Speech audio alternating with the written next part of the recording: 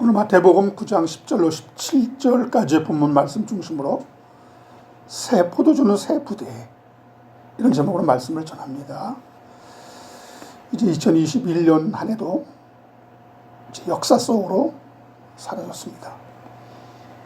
지난 한 해 여러분, 코로나로 인하여 많은 분들이 고통을 겪었고 힘들어했던 한 해가 아니었나 싶습니다. 교회 모임도 제대로 가질 수 없었던 기간들이었지만 잘 버텨온 것 같습니다. 이제 어김없이 새로운 2022년 이민년 한 해가 밝아왔습니다. 2021년은 지나간 시간이 되었지만 성도에게는 감춰진 묵시가 그만큼 현실로 나타난 것입니다. 그런 얘기가 있죠. 나이 먹는 것은 늙어가는 것이 아니라 조금씩 익어가는 것이라고. 유행가의 가사지만 참으로 의미가 깊은 것 같아요. 그럼 여러분, 지나간 시간은 우리에게 새로운 기운과 그리고 앞으로 어떻게 살아가야 할 것인지 새로운 깨달음을 주고 있습니다. 그래서 우리는 지나간 시간을 돌이켜보면서 내가 앞으로 어떻게 세상을 살 것이며 하나님 앞에 신앙인으로 맡겨진 사명을 어떻게 감당해야 할지가 명심하고 우리는 자신을 돌아보는 시간을 갖는 것은 참으로 중요합니다. 그래서 아마도 시간들을 1년을 12달로 나눴잖아요. 그리고 한 달은 30일로, 하루는 24시간으로 나눠 놓은 것입니다. 1년을 365일로 그렇게 나눈 것입니다. 새로운 한 해를 새 마음과 결단으로 새롭게 출발하라는 것이죠. 오늘 여러분 설교 제목처럼 새 포도주는 새 부대에 넣어야 된다고 그랬습니다. 이런 말이 왜 나오게 되었습니까? 예수님 당시에도 여러분 사두개인 바리새인들이 예수님의 행동을 보고 참으로 의아하게 생각했던 점이 있는데, 자신들의 상식으로는 도저히 예수님의 행동이 이해 불가한 그런 행동이었다라 이거죠. 그래서 예수님의 행동을 비판하게 된 것입니다. 처음으로 여러분, 바리새인들은 예수가 왜 죄인들과 함께 어울리고 함께 식사까지 하느냐, 도저히 용납이 안 되는 거예요. 그리고 그때 요한의 제자들도 예수님을 따랐는데요, 그들이 보니까 예수님의 제자들은 경건하지도 않고 기도도 잘하는 것 같고 금식하는 습관도 없는 것처럼 그렇게 보이는 거예요. 그러니까 예수님께 당신의 제자들은 왜 금식하지 않습니까? 그렇게 질문한 거거든요. 여러분, 첫 번째 바리새인들이 질문을 보겠습니다. 너희 선생은 세리와 죄인들과 함께 잡수시느냐? 왜 이렇게 죄인들과 어울리느냐? 왜 세리들과 어울리느냐? 이 말씀을 듣고 예수께서는 건강한 자에게는 의원이 쓸데없고 병든 자에게라야 의사가 쓸데 있느니라, 이렇게 말씀하신 겁니다. 지금 예수께서 이 말씀을 하신 이유는 나는 병든 자와 같은 죄인을 구원하러 온 구세주인데 너희가 치료받으려면 자신이 병든 자임을 인정하고 나와야 치료받을 수 있는 거 아니겠니? 이러한 진리의 말씀을 지금 비유적으로 건강한 자에게는 의원이 있을 때 없지만 병든 자에게는 필요한 거야 말씀하신 것입니다. 그리고 주님은 내가 볼 때 특히 이 바리새인들, 너희는 율법주의란 지독한 병에 중독된 자들이야. 스스로 건강한 척하고 있는데 내가 다 어떤 중병에 걸려 있는지 알고 있거든. 지금 이런 이야기 하시는 겁니다. 너희는 아직 구원의 진리, 은혜 받은 진리를 잘 모르고 있는 것 같은데 가서 배우라 이겁니다. 13절에 보니까 너희는 가서 내가 긍휼을 원하고 제사를 원치 아니하노라 하신 뜻이 무엇인가? 배우라. 제대로 배우라. 지금까지 너희는 짐승을 제물로 잡아 그 피를 제단에서 제사 드렸는데 구원이 되더냐 이겁니다. 그것은 다 그런 제사 의식으로 인간의 죄가 사라지는 것이 아니라 하나님이 흠없는 어린 양 같은 독생자 예수 그리스도를 드리지 않으면, 제물로 드리지 않으면 인간은 죄 가운데 죄 문제를 해결할 수 없음을 알게 하시려는 그런 모든 율법의 제도인데, 그러므로 하나님이 원하는 것은 긍휼이지 제사가 아니란다. 왜 너희는 그렇게 깨닫지 못하느냐, 이렇게 지금 책망하고 계시는 겁니다. 인간이 여러분 상한 심령으로 하나님의 자비와 긍휼을 구해야 십자가에 피 흘려 우리 죄를 대속하신 예수 그리스도의 대속이 믿어지게 된다는 말씀입니다. 우리가 손수 드리는 어떤 제사도, 어떤 헌신도, 어떤 제물도 하나님의 요구를 만족시킬 수 없다는 사실을 인정해야만 하는 것인데, 그런데 저들은 자신들이 지금 병든 자임을 모른다는 거예요. 그리고 두 번째, 여러분, 세례 요한의 제자들도 함께 예수를 따라다녔는데요, 이들은 참으로 경건한 모습을 하고 정해진 기도문을 따라서 기도하고 일주일에 2번씩 금식하는 습관을 따라서 금식을 했는데, 저들이 보니까 예수님의 제자들은 금식하지 않고 그런 금식의 습관을 갖고 있지 않은 거예요. 그래서 이렇게 질문한 겁니다. 그때 14절 보니까 그때 요한의 제자들이 예수께 나와 가로되 우리와 바리새인들은 금식하는데 어찌하여 당신의 제자들은 금식하지 아니하나이까? 주님은 금식 자체를 부정하지 않았지만, 그러나 너희가 지금 하고 있는 그 습관적인 금식은 그 목적이 잘못되었다라고 지적해주고 계시는 겁니다. 하나님이 왜 우리에게 금식을 요구하고 계시는지 그 이유를 자세히 설명해 주시는 거예요. 본문 마태복음 9장 15절에 보니까 혼인집 손님들이 신랑과 함께 있을 때 동안에는 슬퍼할 수 있느뇨? 그러나 신랑을 빼앗길 날이 이르리니 그때에는 금식할 것이니라. 주님과 함께 있을 때 금식할 필요가 없다는 거예요. 지금 신랑인 나와 함께 있지 않느냐? 예수님을 신랑으로 그들이 알아보지 못했기 때문에 그런 믿음이 없었던 거죠. 금식은 너희들처럼 그저 습관적으로 하는 것도 아니고, 또한 무언가를 요구할 때 내 필요한 것을 구하기 위해 슬픈 빛을 띠고 결사각오로 결단하면서 하는 것이 금식이 아니란다. 혼인집에 신부가 신랑과 함께 있을 동안엔 슬퍼할 이유가 없는 거 아니니.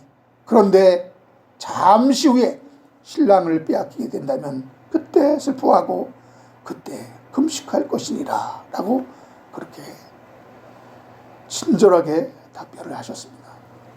여러분, 바리새인들은 물론 그때 당시 광야에서 말씀을 외쳤던 세례 요한의 제자들마저도 율법에 얽매여 남에게 보이기 위한 기도 생활과 금식을 하면서 이것이 바른 신앙생활이라는 관습의 틀 안에서 예수를 바라보았던 것입니다.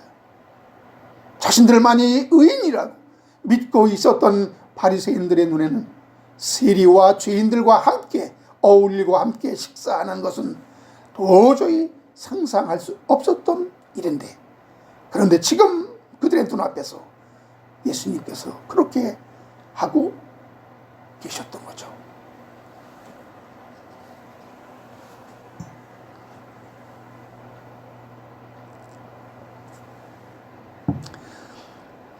이것을 갖고 우리는 예수가 모든 의식과 형식을 다 파하고 율법을 폐한 분으로만 보면 예수님의 사역을 제대로 보는 것이 아닙니다. 예수님께서는 지금 형식이 아닌 내용을 중요시하고 있으며 성경의 문자가 아닌 그 속에 담겨있는 뜻이 무엇인지 말씀하고 계셨지만 율법 자체를 부정하는 것이 아니고 율법이 의미하는 바가 무엇인지 그것을 깨닫고 행해야 하는 것이 중요하다고 말씀하시는 것입니다. 그럼 무조건 율법을 폐지시키는 것이 주님이 오신 목적이 아님을 우리가 알아야 합니다. 그러면 언제 여러분 금식이 필요하다고 말씀하고 계시는 겁니까? 신랑을 빼앗기게 되면 그때 가서 금식하라 그랬죠. 그리고 요한의 제자들이 예수께 당신의 제자들은 왜 금식하지 않습니까? 질문한 것은 이들이 광야에서 하나님의 말씀을 배우고 영성 훈련을 오랫동안 하면서 율법의 규례대로 기도에 심취하고 기도문을 정해놓고 시간에 따라서 기도하는 습관이 있었고 1회에 2번씩 정기적으로 금식을 해왔기 때문에 이렇게 신앙생활을 했던 저들의 눈에는 예수님의 제자들이 그 신앙생활이 전혀 마음에 들지 않았던 거예요. 예수님은 오셔서 그 제자들에게 그런 형식, 그런 어떤 습관, 그런 규례대로 율법을 지키는 그리고 어떤 경건한 모양을 내는 그러한 방법으로 신앙생활을 하도록 그렇게 유도하지 않으셨던 것이 분명하죠. 지금 여러분 요한의 제자들은 자신들이 잘못된 관습의 틀 속에 갇혀서 잘못된 관점으로 예수님을 평가하고 있지만 무엇이 문제인지 잘 알지 못했습니다. 이것이 여러분 요한의 제자들뿐만 아니라 죄인들의 눈에 비친 예수님의 모습입니다. 그러면서 여러분 진리의 말씀으로 복음을 전하기 시작하고 있는데 그 음식은 내가 원하는 것을 구할 때 써먹는 도구가 아니라 신랑을 빼앗겼다는 사실을 알고 슬퍼하면서 회개할 때 하는 것이 진정한 금식이라고 말씀하고 있습니다. 하나님이 기뻐하는 금식이 무엇이냐? 사도행 이사야 58장 6절 7절에 내가 기뻐하는 금식은 흉악의 결박을 풀어주며 멍에의 줄을 끌어주며 압제당하는 자를 자유하게 하며 모든 멍에를 꺾는 것이 아니겠느냐. 또 줄인 자에게는 내 양식을 나누어 주며 유리하는 번미를 집에 들이며 헐벗은 자들을 돌아보며 또 내 곤육을 피하여 스스로 숨지 아니하는 것이 아니겠느냐. 이 말씀을 염두에 두시고 예수님은 금식에 대해서 말씀하신 것이 분명합니다. 여러분 금식에 대한 이사야 58장의 말씀만 읽어봐도 하나님이 기뻐하시는 금식은 남에게 보이기 위한 것이나 나의 요구를 관철시키기 위해서 작정하는 식의 그런 기도와 금식이 얼마나 어이없는 행위였는지 그것이 하나님께 얼마나 가증스럽게 보일 수 있는지 알 수 있었던 겁니다.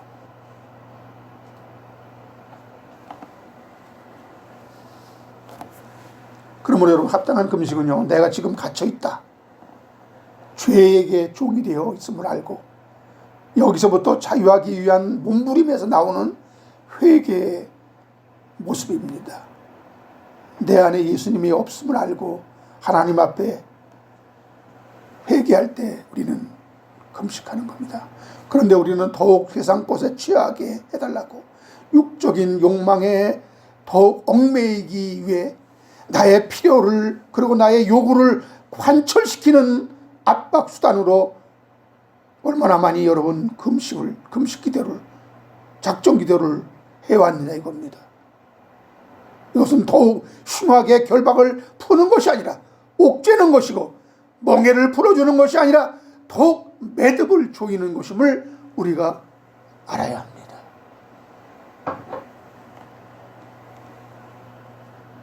한번 이렇게 여러분 금식 기도해서 어떤 원하는 것이 만일 이루어졌다면 그분은 계속 문제가 있을 때마다 금식하지 않겠어요? 금식의 이 수단을 사용하지 않겠습니까? 그래서 여러분 율법에 있는 안식년, 안식일, 신년 이것이 다 우리가 얽매였던 곳에서 노임을 받고 자유함을 얻게 되는 그러한 내용입니다. 그러므로 금식은 죄로부터 자유함을 얻기 위해 하는 것이며, 그리스도 안에 있는 자는 다른 목적으로 금식해서는 안 됩니다. 그래서 여러분, 목사들이 7년 만에 여러분 안식년이라고 그래가지고 7년 만에 한 번씩 그런 그 쉬는 안식년 제도가 있습니다. 이런 건 참으로 좋은 거죠. 정말 안식일의 그 정신을 그대로 받아들이는 것입니다. 그래서 하나님께서 기뻐하는 금식은요, 사람들이 왜 이 세상에 갇혀 살게 되어 있는지를 깨닫게 되고 회개하여 죄로부터 자유함을 얻고 하나님 나라에 대한 눈을 뜨게 되면서 줄인 자, 유리하는 빈민, 그리고 헐벗은 자, 이건 영적으로 하나님 나라를 알지 못하는 자들입니다. 이런 자들에게 하나님의 나라를 전하게 된다는 것입니다. 그래서 하나님이 이런 금식을 기뻐하시는 거예요. 오늘날 여러분, 금식 기도를 하나님 알지 못하고 헤매는 자들을 위해서 한다면 하나님이 기뻐하실 것입니다. 사도행전 13장 2절 3절에 주를 섬겨 금식할 때에 성령이 이르시되 내가 불러 시키는 일을 위하여 바나바와 사울을 따로 세우라 하시니 이에 금식하며 기도하고 두 사람에게 안수하여 보내니라. 효과적인 복음 전도를 위해서 금식했던 것을 우리는 알 수가 있습니다. 그리고 예수께서는 언제 금식할 필요가 있다고 하셨습니까? 마태복음 9장 15절에 보니까 신랑을 빼앗길 날이 이르리니 그때 금식하거라 그랬습니다. 예수님의 제자들이 언제 여러분 신랑을 빼앗기게 된 것입니까? 십자가에서 예수님이 죽임을 당할 때,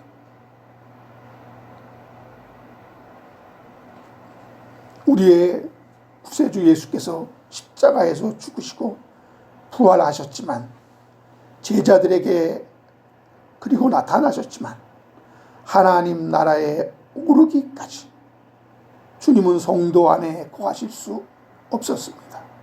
하나님의 우편에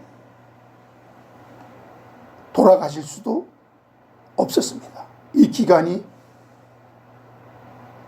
49일 동안이에요. 그래서 오순절날 성령이 임함으로 인하여, 성령으로 인하여 예수 그리스도는 성도 안에 다시 신랑으로 오시게 된 것입니다. 여러분, 사도행전 8장 32절 33절 한번 찾아보겠습니다.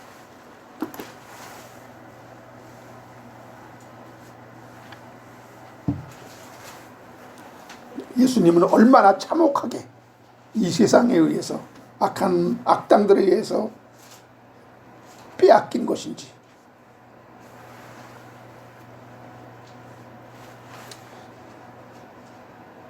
사도행전 8장 32절 33절 읽는 성경 구절은 이것이니 이르시되 그가 토살자에게 가는 양과 같이 끌려갔고 털 깎는 자 앞에 있는 어린 양같이 조용함 같이 그의 입을 열지 않았도다.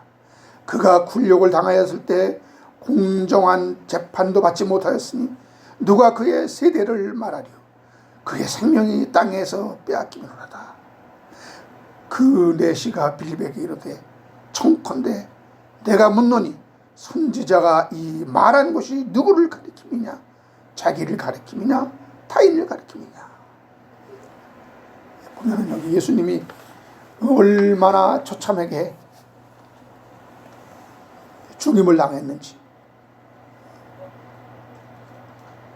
그래서 여러분, 에베소서 1장 13절에 보니까 이제 성도는 그 안에서 너희로 진리의 말씀 곧 너희의 구원의 복음을 듣고 그 안에서 또한 믿어 약속의 성령으로 인치심을 받았느니라 라고 말씀했습니다. 성령이 함께 하심으로 이제 항상 신령과 함께 있게 된 것입니다. 이제 더 이상 나의 죄의 억압에서 해방시켜달라고, 자유하게 해달라고 하는 금식은 필요 없고, 지금도 죄 가운데서 헤매이며 유리하고 방황하는 말씀이 없어 헐벗은 자들에게 복음을 전파하게 해달라고 간구하는 금식은 필요한 것입니다. 여러분, 하나님 나라는 하나님이 계신 곳이고 하나님의 아들이 계신 곳입니다. 내 안에 하나님 나라 천국이 임했다면 우리는 신랑 되신 예수와 함께 있는 것입니다. 실감이 나지 않기 때문이죠. 그런데 여러분, 금식하는 자체가 하나님의 백성의 자격인 것처럼 생각된다면 그것은 율법주의가 되는 것입니다. 하나님의 아들과 함께 있는 것, 그리고 성령 안에서 그것을 누리는 것이 신랑이신 예수와 함께 있는 것이요. 그래서 우리는 더 이상 신랑을 잃어버리지 않기 때문에 그것 때문에 우리는 금식할 필요가 없습니다. 여러분, 새로운 포도주는 낡은 가죽 부대에 넣지 아니하나니 그렇게 하면 부대가 터져 포도주도 쏟아지고 부대도 버리게 된다 하시면서, 그러니까 새 포도주는 새 가죽 부대에 넣어야 한다고 지금 말씀하신 것입니다. 새 술은 새 부대에 담아야 한다. 왜냐하면 안 그러면 두 개를 다 못 쓰게 되는 겁니다. 우선 이 말씀에 대한 유래를 보게 되면요, 당시 유대인들은 포도주를 만들 때 이 양 가죽 부대에 넣어서 자연식으로 발효시킨다고 합니다. 발효가 끝난 포도주는 헌 가죽 부대에 담아도 괜찮지만 새 포도주는 이 발효 과정에서 가스를 내뿜고 팽창하기 때문에 신축성이 없는 낡은 가죽 부대로는 포도주를 발효시킬 수가 없다는 겁니다. 그래서 새 술을 헌 가죽 부대에 담아두면 부대가 찢어지게 되고 술도 쏟아지게 되기 때문에 새 술은 새 부대에 꼭 담아야 한다는 이 비유를, 이런 사실에서 예수님은 이끌어내신 것입니다. 여기서 새 포도주라 하면 물론 예수 그리스도의 복음의 말씀, 새 언약을 가리키고 있는 것이죠. 그런데 여러분, 새 말씀을 갖고 있어도 이거 보관을 잘못하면 새 말씀이고 뭐고 다 쏟아져서 말씀의 역할을 하지 못할 수가 지금 있다는, 이거를 지금 말씀하고 있는 거예요. 말씀을 담고 있는 그릇, 부대가 더 중요한 것임을 지금 시사하고 있다는 거예요. 이때 여러분, 낡은 가죽 부대란 무엇일까요? 바리새인과 서기관들을 대표하고 있는 당시 유대교의 형식주의, 율법주의 이 위선을 가리키고 있는 것입니다. 이런 것들이 예수님의 복음의 말씀을 담아내지 못하는 전통과 장로의 유전이란 말인데요. 지금도 여러분, 바리새인들은 장로들의 유전대로 제자들이 왜 손을 씻지 아니하냐고 따지기도 했고, 왜 죄인들과 세리들과 함께 식사하냐고 따진 것입니다. 그리고 세례 요한의 제자들도 일에 2번씩 금식하는 관례를 갖고 있었잖아요. 경건의 모양을 하고 있었잖아요. 근데 당신들의 제자는 왜 금식 안 하느냐? 그렇게 물은 겁니다. 낡은 가죽 부대, 유대주의, 율법주의의 전통과 습관에 젖어서 얽매여서 낡은 사고방식으로 예수님의 모든 행위를 봤기 때문에, 예수님이 하신 말씀을 듣고 있었기 때문에 거기에는 진정한 신앙이 싹틀 수가 없습니다. 이런 사고방식으로는 복음의 말씀을 들어도 담아내지 못하고 결국에는 쏟아버리게 된다는 그런 말씀이에요. 여러분, 이스라엘은 아브라함으로부터 내려온 선민으로 모세를 통해 율법을 받았고, 남자들은 난지 8일 만에 할례를 하면서 하나님께 자신들을 택했다고 하는 그런 선민의식이 얼마나 대단합니까? 이런 사고방식이 바로 예수를 메시아로 받아들이지 못하게 했다는 거잖아요. 이게 바로 낡은 가죽 부대에다 술을 담으려고 하는 그러한 엉뚱한 시도입니다. 예수님이 세상에 오셨을 때 많은 이스라엘 중에서 주님을 메시아로 만난 사람은 예루살렘의 성전에서 기도하던 시몬과 84년 동안이나 과부로 살아오던 안나 뿐이었습니다. 얼마나 이스라엘에 여러 사람이 없었으면, 인물이 없었으면 들에서 양치는 목자에게 천사가 나타나 아기 예수의 탄생을 알려줬으며, 이방 나라의 점성술사인 동방 박사에게 아기 예수를 경배하게 했겠습니까? 유대인들의 그런 전통에 사로잡힌 낡은 마음으로는 어느 누구도 주님을 만날 수 없다는 겁니다. 할렐루야.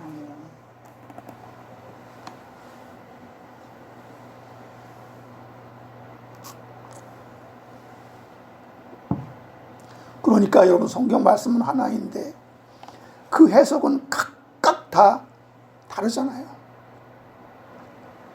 이것이 그들이 갖고 있는 고유한 전통과 규례와 관습이란 틀 안에서 말씀을 해석하기 때문인데요. 지금도 여러분, 말씀을 율법의 틀 안에서 보면 하나님의 말씀은 우리가 행하고 지켜야 할 규범이 되는 것입니다. 그리고 이거 지키지 못하면 심판입니다. 지옥입니다. 구원도 중도에서 탈락될 수 있다는 겁니다. 이것이 바로 율법주의, 행위주의입니다. 이것이 바로 새 포도주를 담지 못하고 터져버리게 하는 낡은 가죽 부대라는 거예요. 이러한 이념으로, 이러한 신앙의 관습으로는 예수님이 아무리 복음을 전해도 그 속에만 들어가면 그것은 엉뚱하게 해석되는 거예요. 예수님이 아무리 진리를 전해도 그 진리를 받아내는 우리의 그 그릇, 이 부대가 얼마나 중요한가. 아무리 하늘의 진리가 들어가도 그러한 사고방식을 가지고 있는 자에게 들어가면 그것이 엉뚱하게 해석돼서 율법주의가 되고 그 행위주의가 되는 것을 우리는 너무나 많이 보잖아요. 그러니까 지금 이단이 얼마나 널려 있어요. 그들이 다른 성경을 가지고 봅니까?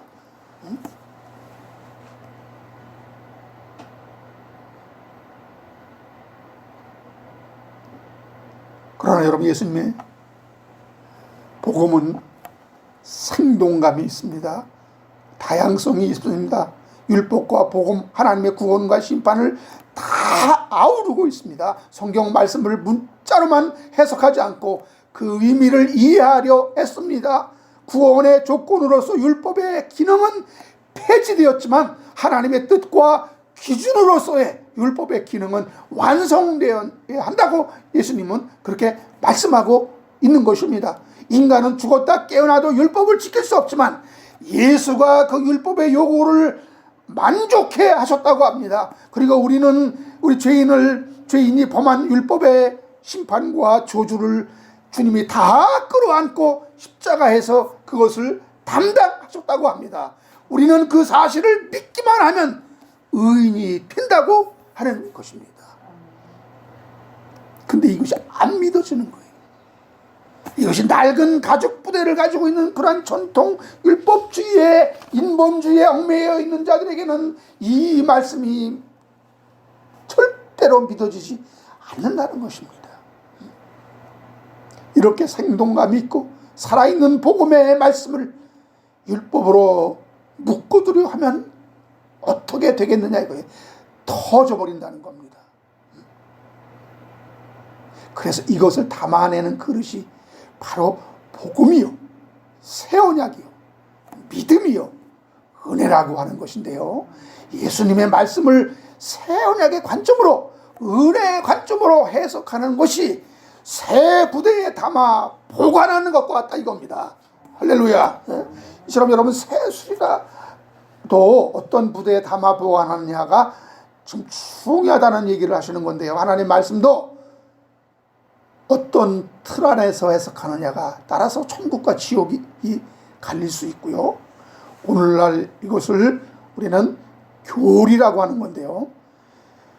여러분, 구원론에 있어서도 크게 두 가지로 볼 수 있습니다. 율법주의, 즉 행위주의에는 말씀을 지키고 행해야 구원받는다고 하는 행위 언약을 기반으로 한 것이고요. 은혜의 법, 즉 구원은 내 행위를 기반으로 하지 않고 하나님이 주신 일방적인 선택이요 선물이다 라고 믿고 있는 은혜의 언약, 이것을 새 언약이라고 하는 것입니다. 이들은 이 새 언약에 기반을 두고 있어요. 그러니까 행위 언약에 기반을 둔 교리를 갖고 있느냐, 아니면 은혜 언약에 기반한 교리를 갖고 있느냐에 따라서 하나님의 말씀이 완전히 천국과 지옥을 가르는 그러한 해석이 나옵니다. 이것이 새 부대냐 낡은 가죽 부대냐를 결정하는 건데요. 그러니까 우리는 어떤 율법주의의 사고방식이 있는 사람은 성경 모든 것을 그 틀 안에서 해석하기 때문에 거기서 은혜의 그 수를 빚을 수가 없어요. 그러니까 우리가 은혜가 되려면, 우리가 하나님의 은혜가 되려면 내가 헌 가죽 부대가 아니라 새 가죽 부대가 되어야 하는데, 그것은 새 언약이요 하나님의 은혜 언약이요. 이건 뭐예요? 성령만이 주시는 거예요. 하나님만이 이것은 주시는 겁니다. 그래서 이 진리는 우리가 배워서 되는 것도 아니고 모태 신앙을 갖는다고 되는 것도 아닙니다. 생명의 복음 새 포도주도 이것을 담아낼 수 있는 부대, 믿음의 그릇이 없다면 아무 소용이 없다는 겁니다. 그러면요, 우리는 어떻게 이 새 부대를 준비할 수 있습니까? 내가 이 새 부대가 될 수 있습니까? 지금 이런 술을 담고 보관하는 부대가 중요하다고 지금 말씀하고 있는 건데요. 술은 오래될수록 좋은 것이나 그릇 즉 부대는 오래되면 낡아 턱지게 되어 있습니다. 여기 낡은 가죽 부대란 조건적이고 늘 변하며 대하는 사람들이 누구냐에 따라서 달라지고 늘 자기 생각과 기준이라는 잣대와 틀에 꽉 막혀 있어서 그 범위를 넘어가면 감당하지 못하고 터져버리는 습성과 삶의 방식, 또한 율법적 사고방식, 이런 것들이 다 낡은 가죽 부대가 되는 거예요. 쉽게 말하면 인본주의, 율법주의죠. 이런 꽉 막힌 사두개인 바리새인들에게 예수님의 그 선을 넘는 행위들이 이해될 수 없는 것과 같습니다.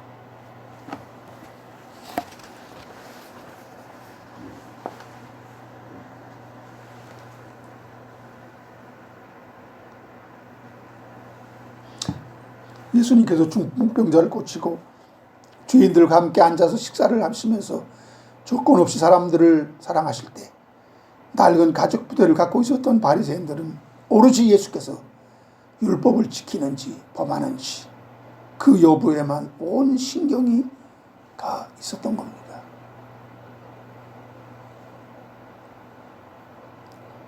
그래서 여러분, 낡은 가죽 부대를 갖고 있는 자는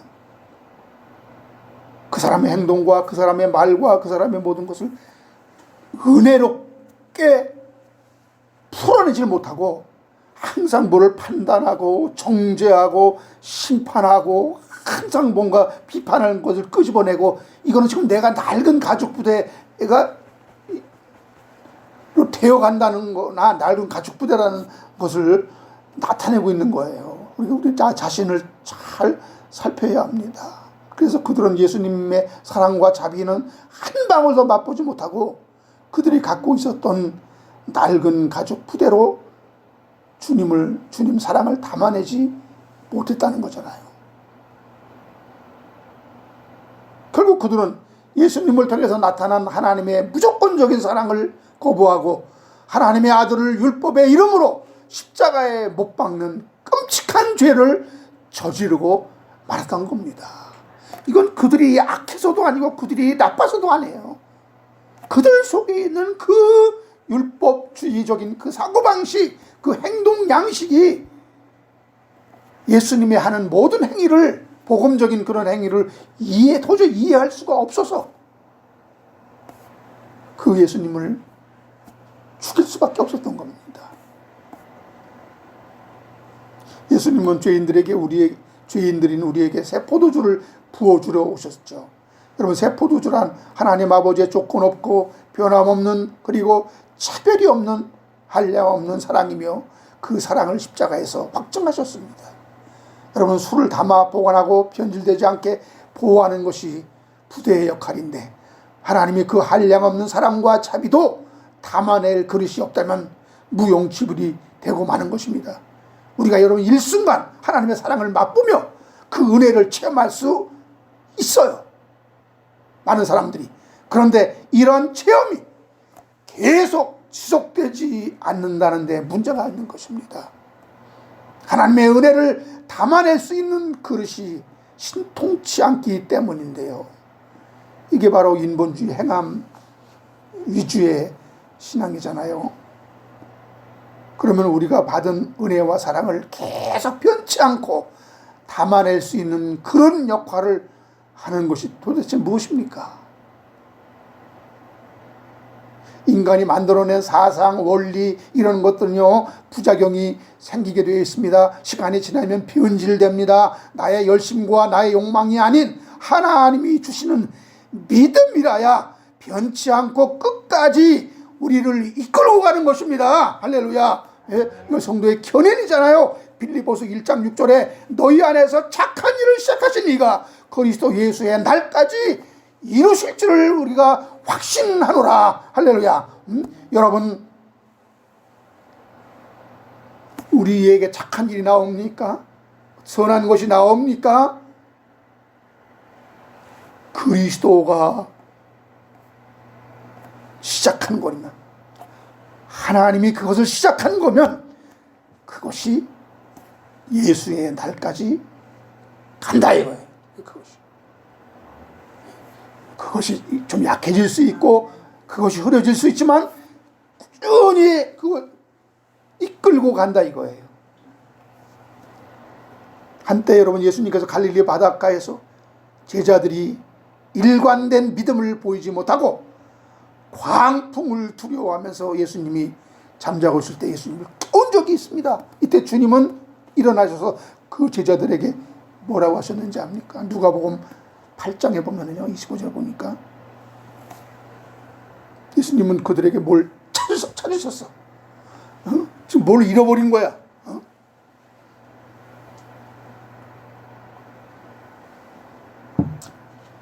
그들이 무엇을 잃어버렸기 때문에 막 풍랑이 일으니까 막 그냥 그들이 그냥 기겁해가지고 두려워서 예수님을 막 깼을까요?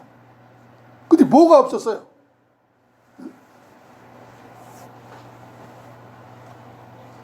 누가복음 8장 25절 보세요. 뭐가 없어?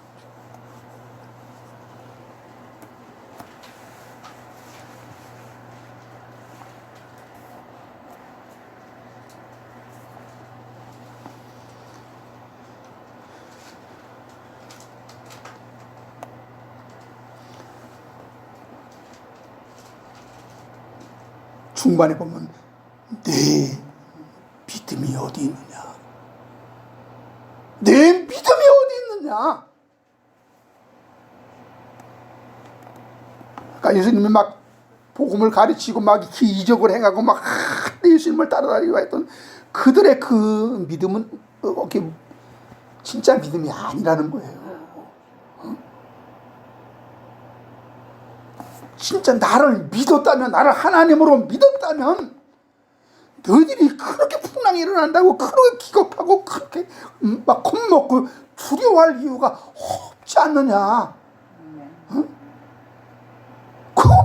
그 믿음이 너희들 안에 없지 않느냐. 믿음이 어디 있어? 순전히 낡은 가죽 부대만 가지고 나왔던 거죠. 하나님이 주신 믿음은 이렇게 환경과 여건에 따라서 쉽게 흔들리지 않는데, 하나님이 주신 그 믿음은 어디 있느냐? 그 믿음을 찾으신 겁니다. 오늘 말씀의 결론을 맺겠습니다. 여러분, 하나님의 은혜를 담아내요 우리를 행하게 하는 것이 믿음인데, 이 믿음이 우리를 끝까지 견디게 해줘야 합니다. 마태복음 24장 3절에 보니까 그러나 끝까지 견디는 자는 구원을 얻으리라. 그러면 견디지 못하면 중간에 탈락되겠네요. 이것은 우리가 끝까지 견딜 때 구원을 주신다는 의미가 아니라, 하나님이 주신 믿음은 성도로 하여금 끝까지 견디게 해주신다는 겁니다. 할렐루야. 우리 믿음이 식지 않고 잘 지탱하게 해줘야 하는데, 그걸 우리는 성령 충만이라고 부르고 있거든요. 그런데 이거 너무 막연하고 추상적이잖아요. 그래서 교회에서는 도입한 교리가 바로 상급의 문제, 상급론이었는데요. 지금까지 저는 무슨 구원은 은혜인데 상급 같은 소리 하고 있네, 이렇게 일방적으로 무시해버렸거든요. 다윗이 시편 16편 5절 6절에 보면요, 여호와는 나의 소득이요 분기시라 하고 고백합니다. 나의 어떤 그 상급이라는 얘기죠. 하나님을 알게 되고 하나님을 얻게 되는 것이 상급이라는 겁니다. 아브라함에게도 나타나신 하나님 여호와가 너의 상급이라고 말씀하셨습니다. 상급이 언급되는 곳에는 반드시 하나님께서 어떤 사명, 즉 일을 맡기시는 장면이 나오는데요. 사도 바울도 고린도전서 4장 1절 2절에서 사람이 마땅히 우리를 그리스도의 일꾼이요 하나님의 비밀을 맡은 자로 여길지어다. 그리고 맡은 자들에게 구할 것은 충성이니라 했습니다. 하나님이 마땅히 우리는 우리의 그리스도의 일꾼이고, 그리스도의 일꾼이기 때문에 하나님이 그들에게 비밀을 맡기고 그리고 충성을 요구하신다 그랬어요. 하나님 당신 백성들에게 일을 맡기신다는 겁니다. 그리고 비밀을 알게 하신다는 겁니다. 충성하게 하신다는 겁니다. 이것을 우리는 오늘 두 비유를 통해서 더 확실하게 알아보겠습니다. 첫째는 마태복음 25장에는 달란트를 맡긴 비유가 나오는데요. 5달란트를 받고 최선을 다해 늘린 자와 1달란트를 받고도 늘리지 않고 땅에 묻어둔 자로 싹 두 부류로 나누죠. 여러분, 열심히 일해서 사명 감당해서 늘린 자에게 그 주인은 뭐라고 하십니까?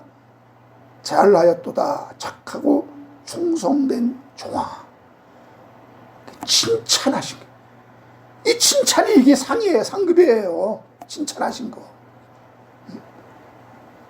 반대로 여러분, 달란트를 하나밖에 안 받았다는 것은 그 주인이 큰 기대 안 했다는 거예요. 그런데 그것마저도 늘리지 않고 땅에 묻어버렸습니다. 왜 그랬을까요? 일하기 싫어서도 아니고요, 사명이 없어서 일을 못한 겁니다.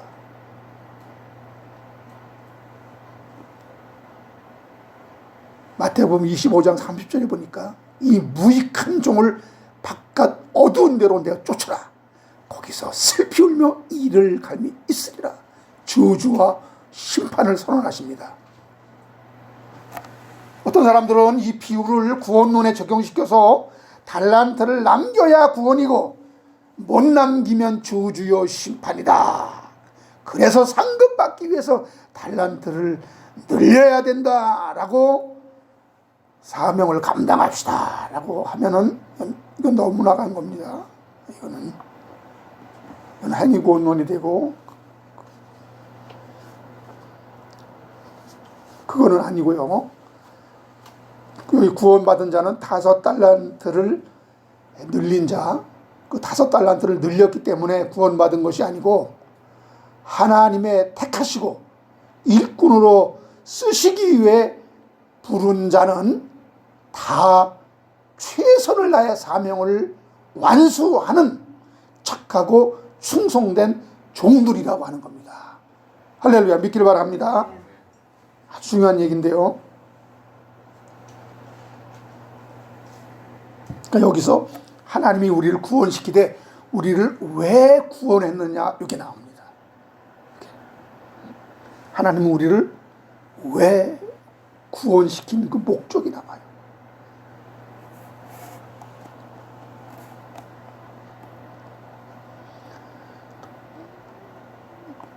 또 하나의 비유는 열처녀의 비유인데요. 미련한 5처녀는 끝까지 못 갑니다. 출발은 좋았는데 중간에 기름이 떨어진 겁니다. 여러분, 기름은 등에 불을 밝히는데 없어서는 안 될 에너지원이잖아요. 이 어두운 세상에 불을 밝히는 역할이 무엇입니까? 복음 전도입니다.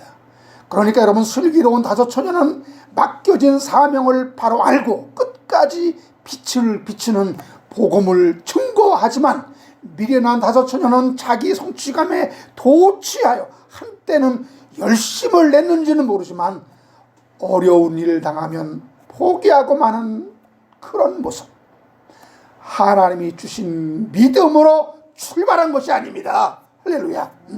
그 증거가 있어요. 뭡니까?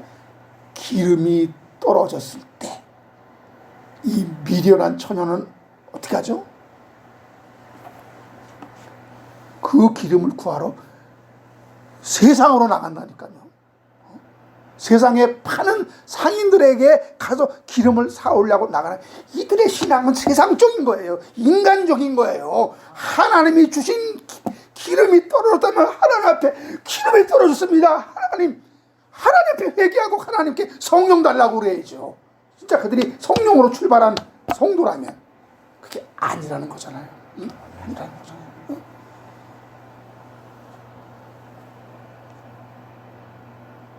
나를 어두움 가운데서 불러냈다는 구원에 대한 감격도 없고, 이 어두운 세상에서 왜 진리의 복음을 전해야 한다는 사명의식이 없기 때문에 주님 만날 때까지 등불을 밝히는 사명을 완수하지 못한 자들의 대표가 미련한 5처녀예요. 반드시 그들은 중간에 기름이 떨어집니다.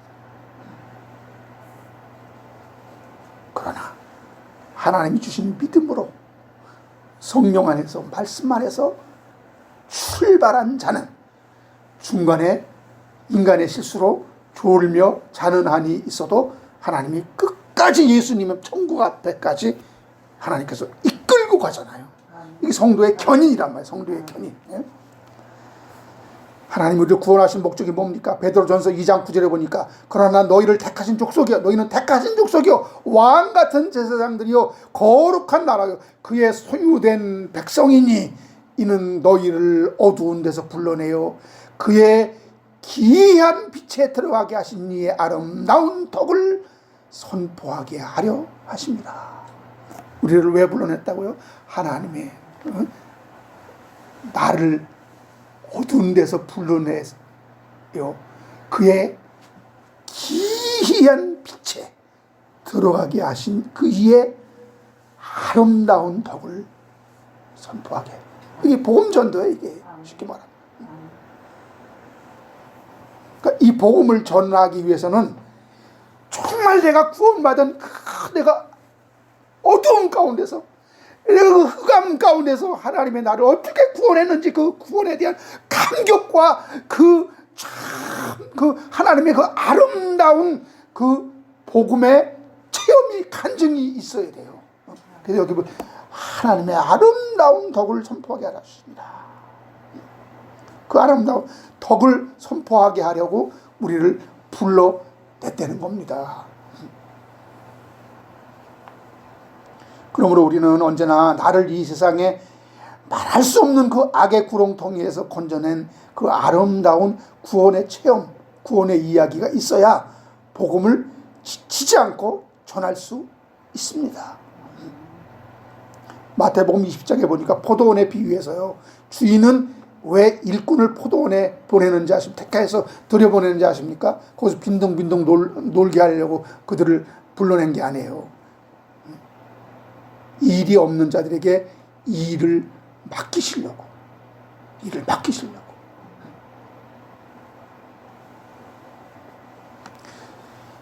여러분, 성도로 하여금 끝까지 일하게 하는 그 원동력은 무엇입니까? 그거는 우리의 사명의식이에요. 우리의 사명감, 복음 전하는 도구로 쓰신다는 확신은 성도에게 끝까지 포기하지 않고 지치지 않고 복음을 이 세상에 전하게 하는 힘이요, 세수를 잘 관리하고 보관하는 역할을 하는 새 부대와 같은 것입니다.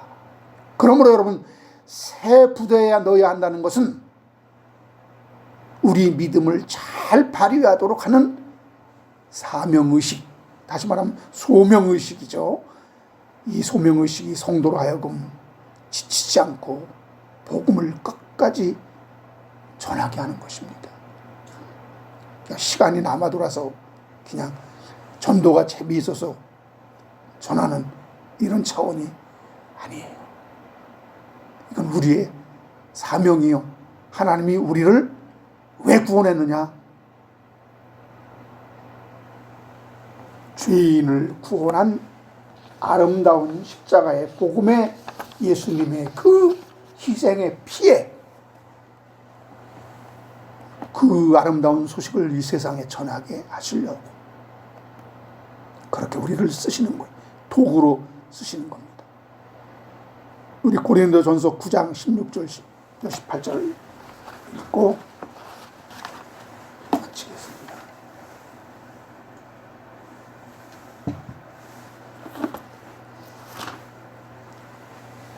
고린도전서 9장 16절로 18절입니다.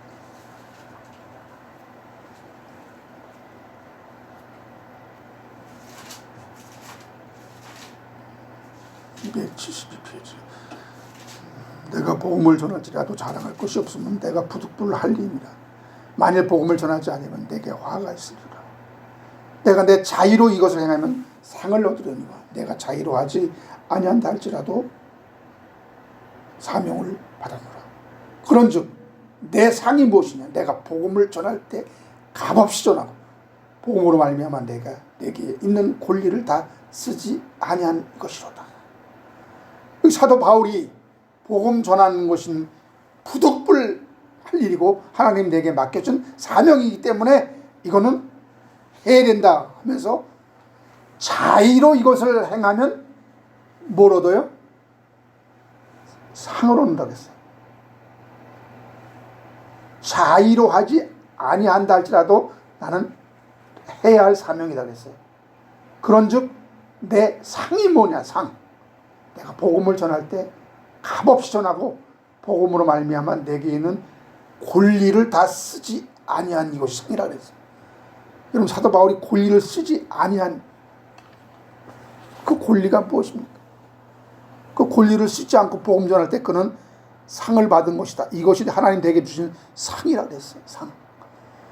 여러분, 복음을 전하면서 이왕이면 억지로가 아니고 하나님 내게 이 사명 맡겼으니 나는 부득불하는 이런 마음으로가 아니라 사도 바울처럼 내 자의로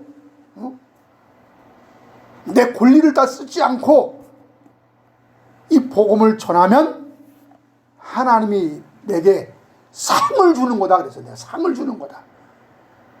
여러분 다 이 상을 받기를 바랍니다. 이 상, 이 상에 대해서 구체적으로 다음에 우리는 상금론에 대해서 다루겠습니다. 우리 찬송가 268장 부르고 기도함으로 오늘 마치겠습니다. 268장.